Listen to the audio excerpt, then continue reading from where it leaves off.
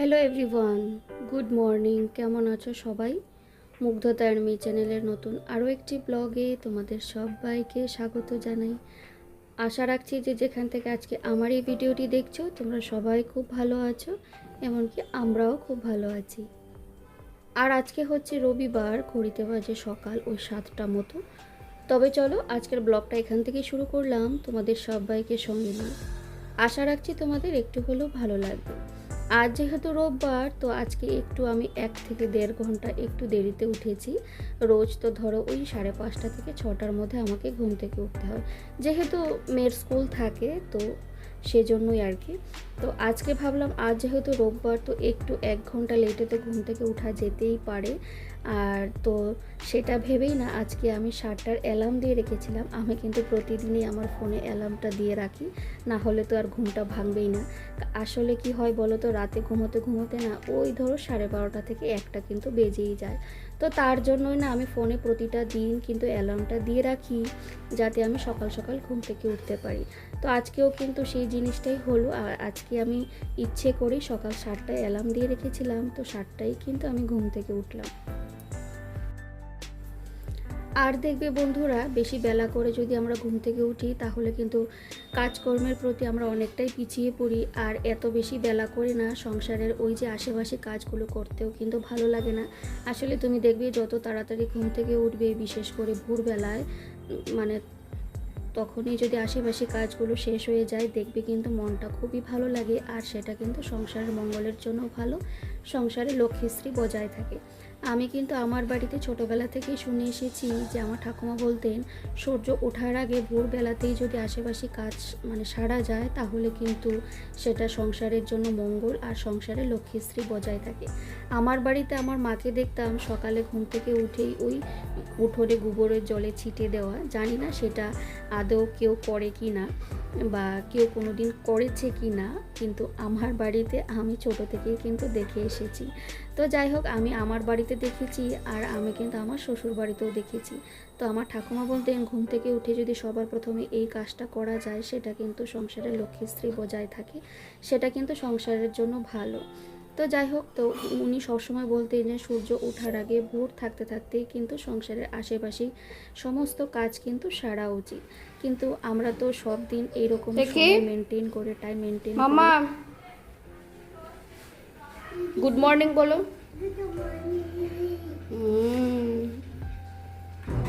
কিন্তু এবিসিডি প্রতিদিন লেখো। কি বলো তো বন্ধুরা, প্রতিদিন তো একভাবে তো সময় মেনে তো আমরা ঘুম থেকে উঠতে পারি না, বা সময় মেনে কিন্তু সংসারের কাজবাজ কিন্তু করাই যায় না। কিন্তু হ্যাঁ, আমি চেষ্টা করি যাতে একভাবেই প্রতিদিন একই সময় ঘুম থেকে উঠে একইভাবে যাতে তাড়াতাড়ি করে সংসারের আশেপাশে সমস্ত কাজ যাতে আমি শেষ করতে পারি।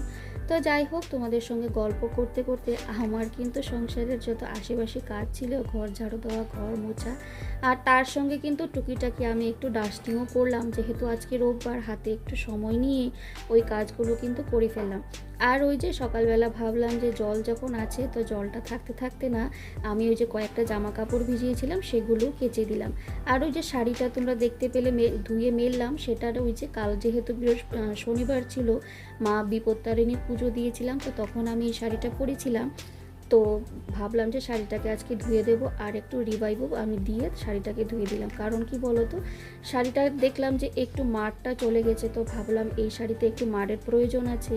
তো আমার বাড়িতে কিন্তু সবসময় রিভাইভ থাকে, তো রিভাইভ গুলে তো শাড়িটা আমি ওটা রিভাইভের জলে দিয়ে তারপর আমি শাড়িটাকে মেলে দিলাম। তো যাই হোক, আর আজকে সকালের ব্রেকফাস্টে ছিল পাস্তা, যেটা আমার বরমশাই বানিয়েছে, আর সেটা ছিল চিকেন পাস্তা। তো খুব ভালো হয়েছে খেতে। তো পাস্তা খেয়ে না মাঝখানে অনেকটা সময় কাটিয়ে ফেললাম। আর এখন চলে আসলাম দুপুরে রান্নাবান্না করতে। ওদিকে তোমরা দেখতেই পেলে যে আমি আলুটাকে ভাজতে বসিয়েছিলাম, তো ভাবলাম আলুটা ওদিকে ভাজা হতে থাকুক, ততক্ষণে মাম্মামকে আমি একটু মৌসুমি লেবুর জুসটা খাইয়ে দিয়ে আসি। তো যাই হোক, আজকে যেহেতু ও বাড়িতে আছে, তো ভাবলাম আজকে একটু ওই আপেল বলো আর মৌসুমি লেবু বলো ওগুলো খাইয়ে দেবো। আসলে কি হয় বলো তো, যখন স্কুলে যায় না তো সময় করে ওগুলো খাওয়াতে পারি না, তবুও দেখবে ও যখন স্কুল থেকে আসে আমি কিন্তু ওই মৌসুমী লেবুর জুসটা রেডি করেই রাখি যাতে স্কুল থেকে এসেও খেতে পারে। তো যাই হোক, এখানে বসিয়ে দিলাম চিকেন, আর ভাবছি চিকেনটা ওদিকে হতে থাকুক। চিকেনটা হতে হতে না আমি কিন্তু মাম্মামকে স্নান করিয়েও দেব। আর আজকে শুধু চিকেনেই করছি, আর দেখবে শুধু এক তরকারি দিয়ে খেতে নেই, সেটা আমি শুনেছি সেটাই নিয়ম নাকি। তো দেখবে সমাজের অনেক কিছু নিয়ম থাকে, সেই নিয়মের মধ্যে কিন্তু আমাদের মেনে চলতে হয়। তো আমার বর বলেছে যে কেন এক তরকারি দিয়ে খেতে নেই, তা আমি বললাম যে না, নিয়ম আছে, এক তরকারি দিয়ে খেতে নেই, আমি শুনেছি। তো তার জন্য ভাবলাম একটু উচ্ছে আলু ভাজা করব আর চিকেনটাই রান্না করব, তার সঙ্গে আর কিছুই না। আর এদিকে মাম্মামকে দেখো শুধু আমাকে টানছে, কারণ কি বলো তো, ওনা বসে বসে গান শুনছিল, আর গানে এখন টিভিতে এসেছে অ্যাডভার্টাইজ, তো ওকে এখন চেঞ্জ করে দিতে হবে, তো তার জন্য আমাকে এসে ডাকাডাকি করছিল। তো যাই হোক, আমি ওকে বললাম আমার বাসনগুলো ধোয়া হয়ে যাক, তারপরে কিন্তু আমি যাব তোমাকে চেঞ্জ করিয়ে দিয়ে আসবো।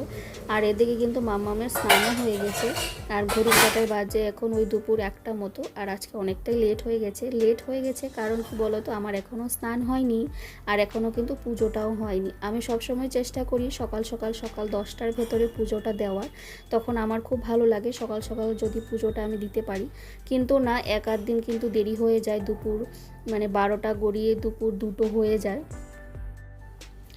আর যদি 12টা পার হয়ে যায় না, তখন কিন্তু একদমই ভালো লাগে না। আর দেখবি যত সকাল সকাল পুজোটা দেওয়া যায় ততই কিন্তু মনটা শান্তি লাগে, খুব ভালো লাগে।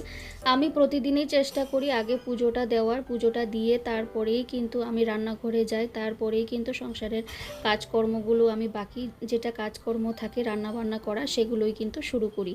তো যাই হোক, আমার ওদিকে রান্নাবান্না শেষ, ভাতটা বসিয়ে দিয়ে আসলাম, আর হাজব্যান্ডকে বললাম তুমি ভাতটা দেখবে, আমি চলে যাচ্ছি স্নানে, আর কিন্তু বেশি দেরি করতে পারবো না। তো স্নান সেরে চলে আসলাম পুজো দিতে, আর আমার এখানে কিন্তু পুজো দেওয়াটাও কমপ্লিট। তো পুজো সেরে না আমি কিন্তু মাম্মামকে খাইয়ে দিয়েছিলাম। আসলে কি বলো তো, পুজো দিতে দিতে বেজে গেছে 2টো, আর মাম্মামের কিন্তু খিদেও লেগে গেছে, আর আমি ওর চোখ মুখ দেখে বুঝতে পারছিলাম যে শুধু আমার পেছন পেছন ঘুরঘুর করছিল। তো পুজোটা আমি মানে দিয়ে তারপর কিন্তু ওকে আমি ঝটপট খাইয়ে দিয়েছি। তো ওদিকে মামামের খাওয়া শেষ, আর এখন আমাদের ভাতটাও কিন্তু বেড়ে নিচ্ছি। আর ওই যে তোমাদের বললাম আজকে হলো চিকেন কষা, তার সঙ্গে বাসমতি রাইস, আর হচ্ছে উচ্ছে আলু ভাজা, আর ওই তো স্যালাড তো একটু প্রয়োজন হয়। তো যাই হোক, দুপুরে খাওয়া দাওয়া করে না আমরা একটু রেস্ট নিয়েছিলাম, আর এখন হয়ে গেছে ঘড়ির কাঁটায় ওই 6টা মতো। তো এখন 6টা বাজে, তো কয়েকটা জামা কাপড়ও আছে, সেগুলোকেও আমি একটু ভাঁজ করে নেব। ওই যে সকালে যে জামা কাপড়গুলো মেলে দিয়েছিলাম সেগুলো কিন্তু সব কোটাই শুকিয়ে গেছে, আর এখন চলো জামা কাপড়গুলো ভাঁজ করে নিই। এই মুহূর্তে তোমরা যারা যারা আমার এই ভিডিওর সঙ্গে জুড়ে আছো তোমাদের সবাইকে অসংখ্য ধন্যবাদ। প্লিজ আমার ভিডিওটিতে একটি করে লাইক দিয়ে দিও। তোমাদের একটা লাইক আমার এই ভিডিওটি আরও অনেকের কাছেই পৌঁছে দিতে সাহায্য করবে। আর তুমি যদি আজকে নতুন বন্ধু হয়ে থাকো, আজকে প্রথম দেখছো আমার এই ভিডিওটি, তাহলে আমি বলবো ছেড়ে যাওয়ার আগে আমার এই ছোট্ট চ্যানেলটিকে সাবস্ক্রাইবও করে রাখতে পারো। আর যারা যারা অলরেডি এই কাজটা করে দিয়েছো তাদেরকে অসংখ্য ধন্যবাদ। আর এই তো সমস্ত সব জামা কাপড়গুলো শুকিয়ে গেছে, আর শাড়িটাও আমি এখন ভাঁজ করে নিচ্ছি।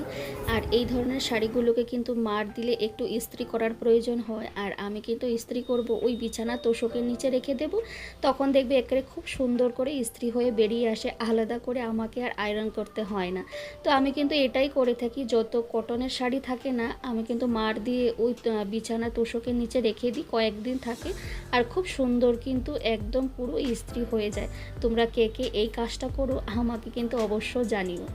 তো যাই হোক, আর এখন সন্ধে হয়ে গেছে, আর এখানে তো সন্ধে হতে হতে বেশ অনেকটাই লেট হয়, ওই 7টা মতো বাজে।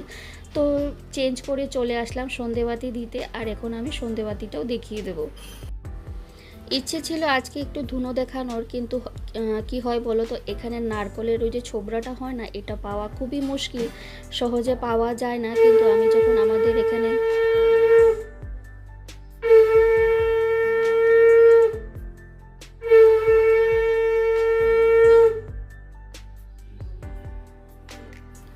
কিন্তু জানো তো এখানে নারকলের ছোবড়া পাওয়াটা অনেকটাই মুশকিল। তো যেখানে ফুলের দোকান থাকে ওনারা তো নারকল ফুল এসব বিক্রি করেন। তখন আমি যেখান থেকে ফুল এনেছিলাম, তো আমরা সাধারণত যেখান থেকে সবসময় আনি আর কি ফুল, তো ওনাকে বলেছিলাম একটু নারকলের ছোবড়া দিতে। তো ওনারা কি করেন বললো তো তো ওনারা না ওই নারকলের ছোবড়াগুলো জাবড়া ভেবে ফেলে দেয়।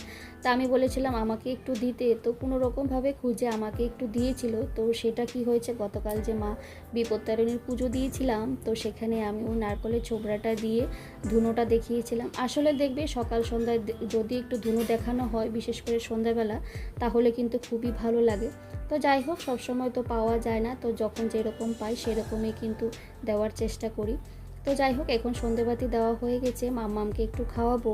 আর আজ যেহেতু রোববার, ভাবছি আজকে একটু বেরোবো। কাল শনিবার গেছে, ছুটির দিন গেল, আর এতটাই বৃষ্টি হয়েছিল সন্ধ্যের পর, আর না বেরোতে পারিনি। তো ভাবলাম আজকে তো দিনটা ভালোই আছে, আজকে একটু বেরোবো মাম্মামকে নিয়ে, ওকে নিয়ে তো একটু বেরোতেই হয়। তো চলো, সন্ধেবাতি দেওয়া শেষ, আর আজকের মতো ভিডিওটাও এখানে শেষ করছি। আবার আসবো নতুন ভিডিওর সঙ্গে, ততক্ষণের জন্য টাটা, বাই।